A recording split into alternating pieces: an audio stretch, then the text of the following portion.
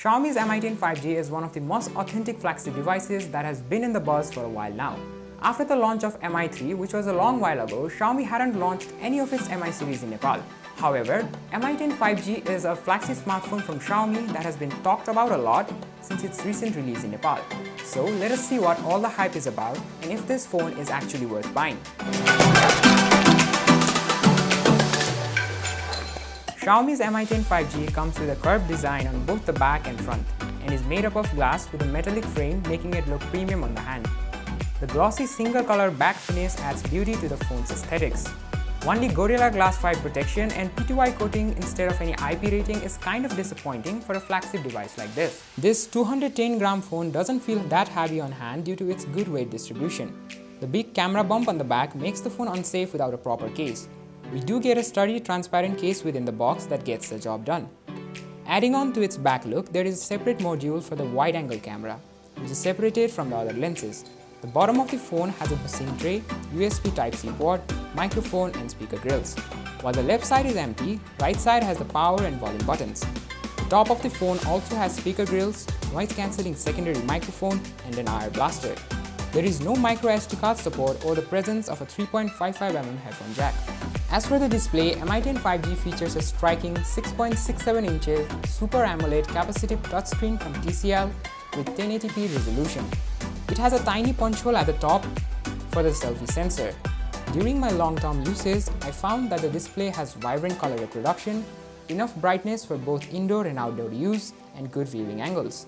The HDR Plus certification of the display helped me enjoy my online streaming services in the best picture quality. The in-display fingerprint sensor is fast and reliable. Other notable features include the always-on display with limited functions and the option to block off unwanted touches on the edge of the display. Although Mi 10 5G could have been much better with a 120Hz refresh rate and QHD Plus resolution panel, the FHD Plus panel with 90Hz refresh rate and 180Hz touch sampling rate here is no joke. Now, in terms of performance, I have no complaints. Octa-core Qualcomm Snapdragon 865 coupled with the latest 8GB LPDDR5 RAM and 256 or 512GB UFS 3.0 storage is more than enough for any kind of multitasking, video editing, content creation and gaming. A flagship Snapdragon chipset such as this is obviously better than those Exynos disappointments of Samsung flagships. As PUBG Mobile has recently started supporting 90 FPS with its new update, I could easily run the game here on 90 FPS and highest graphics settings without any lag or frame drops. I also noticed its flagship-worthy haptic feedback and stereo audio quality during my gaming sessions. The LHDC codec support also improved my Bluetooth 5.1 sound experience.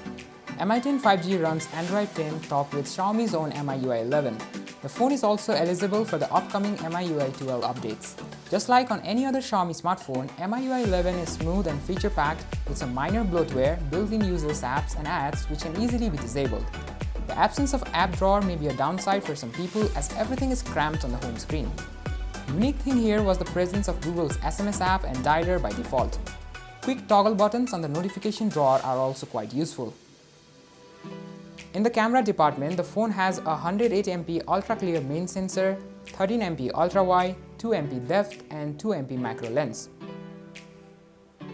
For the main sensor, Mi 10 5G does quad-pixel binning with 4 pixels in one, which is great. But unlike the other flagships with the same sensor, which do 9 pixels in one, this does not do that. The pixel bin image here is of 25MP.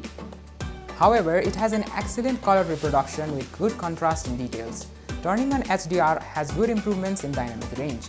Even though the presence of a telephoto lens would have resulted in a versatile camera setup, I cannot deny that the cropped-in picture from the 108MP mode is good enough. However, the 10x zoom shot from the main sensor has visible noises. Sadly, the images from the 13MP wide lens are not flagship-worthy due to mediocre dynamic range, details and color reproduction. I hope that the 2MP depth sensor aids in taking portraits and is not just a gimmick. The blur is accurate with good skin texture and natural colors. But if we are to compare it side by side with other flagship devices, it still lacks on getting a natural blurred aspect. The pictures taken by the macro lens are decent enough, but nothing to be excited about for it being taken by a flagship smartphone. As for the video, Mi 10 can process up to an 8K video at 30 FPS and have an appreciative outcome for still shooting purpose. But for the optical image stabilization in the main sensor to kick in, you need to switch to 1080p. I wish the quality while changing sensors could be as good as the ones from an iPhone. Night mode pictures are surprisingly good from the main sensor, but the lack of night mode completely ruins the ones from the wide-angle lens. Low light videos have a major drop in quality from either of the sensors. There is also Pro mode, which I highly recommend making use of for better suiting options. The phone also has Camera 2 API support, which means that with a good Gcam port, you can get Google's level of software processing in your pictures. Mi 10 5G has a decent 4700 mAh battery, which gives a better endurance compared to other Flagship devices. In my mixed daily uses, it lasted for more than 20 hours with a full charge. I think the adaptive refresh rate really results more battery backup. The phone has great charging speed of 30 watt for both wired and wireless, as well as 10 watt reverse wireless charging. I could easily juice up my phone from 20 to 100 in under an hour. Overall, Xiaomi's Mi 10 5G is an amazing premium level Flagship device in terms of display, performance, camera and sound quality, which impressed me the most. Although it has no IP rating or QHD+ resolution, I would not mind purchasing it for all its other features. With just a few more additional things, this phone could have taken the place at the top of Flagships, but well, we mostly do not get what we desire, right? Let me know in the comment section down below what you think about this phone. Until next time, I wish you good health.